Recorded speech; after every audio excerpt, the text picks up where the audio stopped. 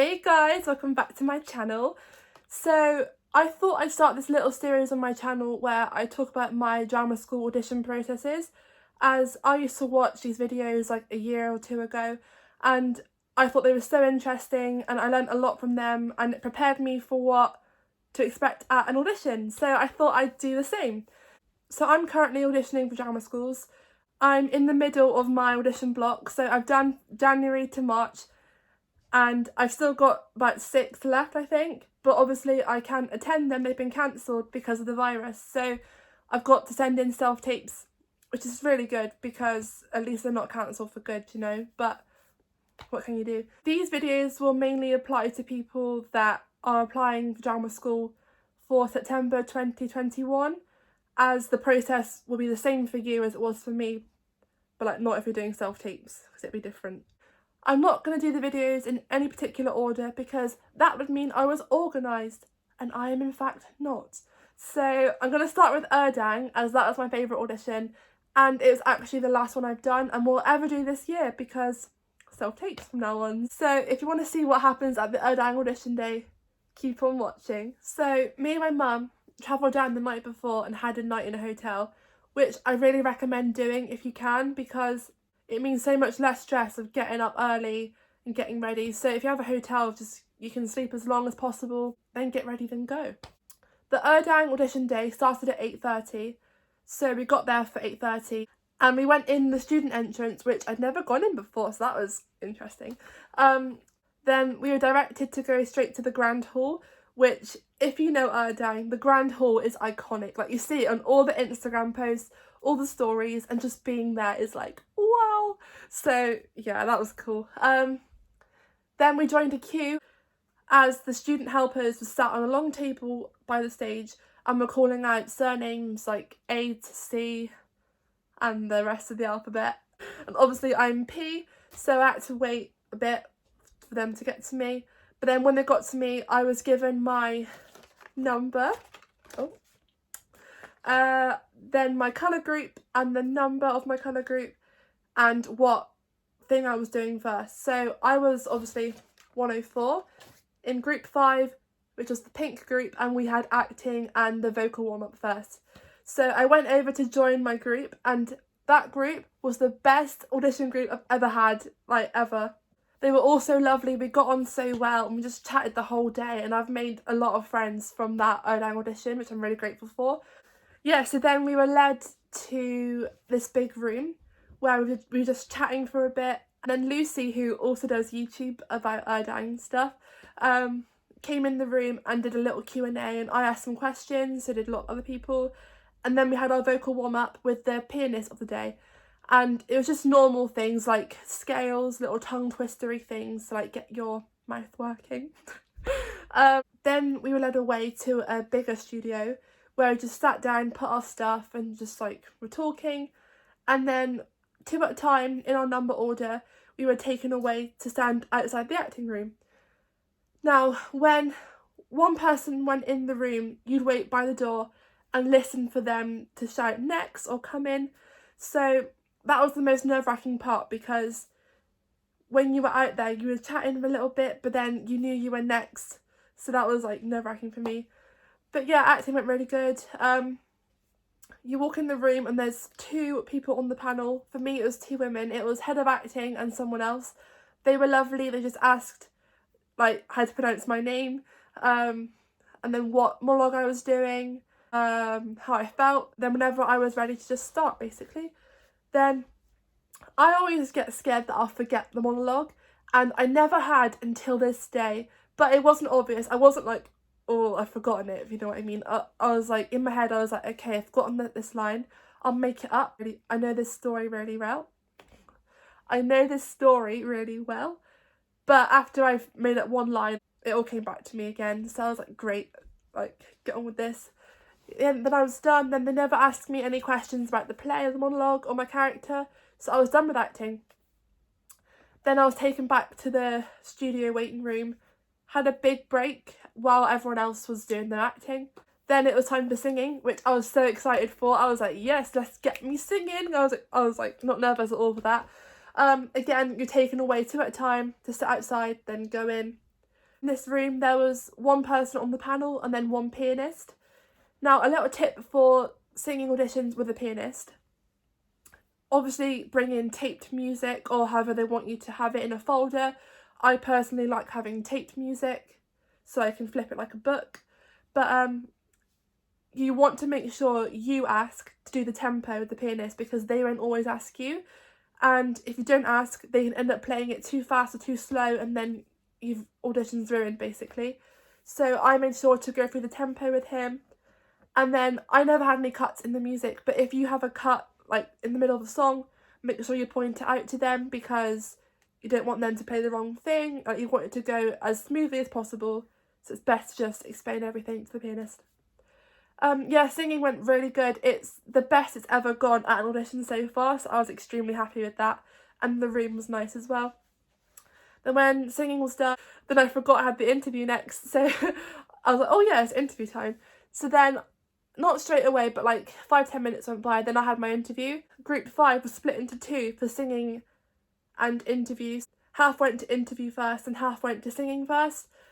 So I went to singing first, then I had interview second, and then we were taken up there, and then we were talking to Lucy some more, asking her questions about auditions, Urdang, just life.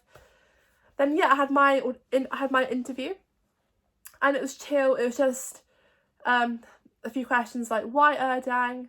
Why the degree or diploma course? So for why Urdang, it's best to prepare some answers to this. So I was on the website looking at specific things I could point out and bring up in the interview. I listed some of those qualities of what I liked about Urdang, which I think she liked, and she was writing it all down in like a little sheet. Then it was why degree, so I again prepared an answer of why you want to do the degree. Then she asked me if I had any questions, and it's always best to prepare at least one question so that it shows you're interested and want to learn more about the school. So I asked her something about the physio, like what is your process with physio? Then I kept asking more questions because more kept popping in. It might have got a bit annoying, but I had questions, I asked them. Then I had my lunch break, again just talking with all like the girls in the studio. We spoke to a lot of Urdang students too, and they're also nice and helpful and like funny as well. One borrowed my tweezers to pluck his eyebrows. Yeah, I love that. Oh yeah, and Andre, who was our student leader, was always asking us if we had any questions. He was so helpful. Then we got changed for ballet. Now, ballet isn't my strongest dance style, but I can do it like to a level, but I'm not like woohoo ballerina, Royal Ballet, here I come. Like, so yeah, we went into the ballet room. The bars were set out in a zigzag like this, and it was 2 to a bar, one facing front, one facing back.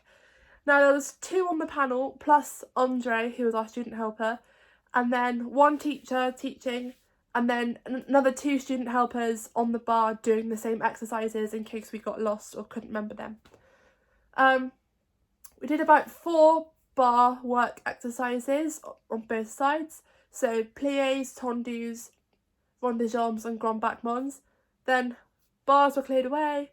Don't be afraid to like enjoy it and then like perform as well, because even though it's ballet bar, you want to perform and show you want to be there, so do it. Then we cleared the bars away. Then it was centre work, so like pirouettes, petit allegro, I can't say it, petit allegro. Then it was from the corner, it was a combination that incorporated grand allegro, which was fine, it was good. And then yeah, we were done with the ballet. The ballet lasted about an hour. Then we had jazz. In the previous audition videos that I've watched, like, it's a well-known fact that you have 2 minutes to change between ballet and jazz, and it's this big hectic change that's stressful and chaotic, and people kept losing their numbers and pins. But at my audition, that was not the case. We had 10 minutes to change, it was chill, we had time, so I could change my hair.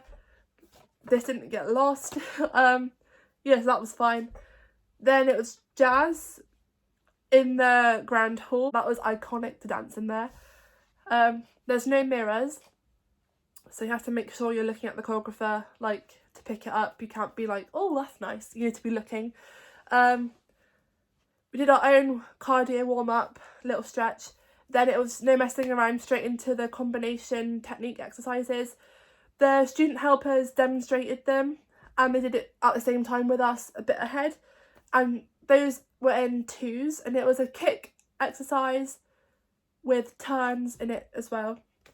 And on the panel for this there was the choreographer, Andre, my student helper, then 2 other faculty members, not sure who they are, then plus the 2 student dancers were in the room as well. Then it was straight on to learn the combination. It was 4 counts of 8 of commercial, 4 counts of 8 of musical theatre jazz, and 4 counts of 8 of improv. Commercial and the musical theatre jazz was great. I picked it up well. I could do it to the speed and with face. I was loving it, loved it so much. I didn't do the improv in the practices, I just waited until the audition part. Improv isn't my strongest style, let's just say. I wish I'd planned ahead of what to do, because think about this, 4 counts of 8, that's 1, 2, 3, 4, 5, 6, 7, 8, another 3 more times of just making up your own dance, and you can't just be like, you need to like dance properly, and I'm like, oh my god, I don't know what to do. So, but obviously I didn't stand still, I was just doing like I'm actually quite embarrassed of what I did. We did it in groups of 4, right? So like you can't just hide, you're exposed. I managed to somehow get to the floor and do like a little bum spin, like I was at the year 6 disco, but I sort of saved it because I like stood up like in like a back bend, like hinged, so it looked kind of cool. But yeah, I death dropped as well in my first round because you perform it twice. You do 2 at the front, 2 at the back, then you switch. In the first round I was at the back and I did my death drop in the improv, like to end, and I was like, I saved it. But yeah, but other than the improv, really good, loved the jazz, dance was amazing, loved it. Yeah, then we were done. Like, it's crazy how, like, it didn't go fast, but it didn't go, like, the time wasn't going like, oh, like, it was really, I loved the day so much. And all the girls that were in my group were all friends now. We have each other on Snapchat, Instagram, and we talk like regularly and that. Yeah, my day finished at 4:15.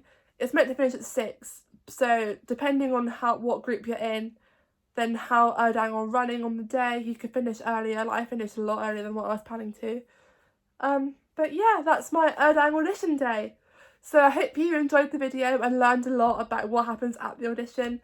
But yeah, if you've got any questions, let me know in the comments down below, as I could have missed something out. And I'll see you next time in another drama school audition review, I guess you could call it. Thanks guys, bye!